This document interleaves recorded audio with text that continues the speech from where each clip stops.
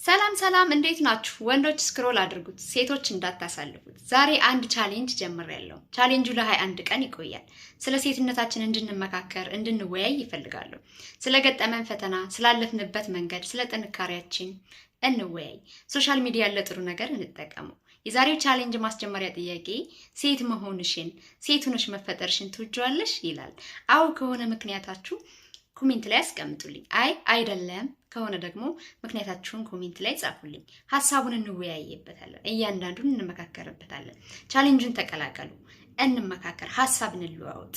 እያንዳንዳችን የመጣንበት መንገድ፣ ችግሮቻችን ያለፍንበት መንገድ አንድ ሰው ሊያስተምር ሊለውጥ ይችላል። የማይጠቅም ነገር ስክሮል እያደረግን ከምንውል ኑ እንመካከር፣ እንተሳሰብ፣ እንወያይ። እህትማማቾች እንሁን። እወዳቸዋለሁ። ላይክ፣ ሼር፣ ኮሜንት ማድረግ አትርሱ። ቻሌንጅን ከወደዳችሁት ተቀላቀሉ።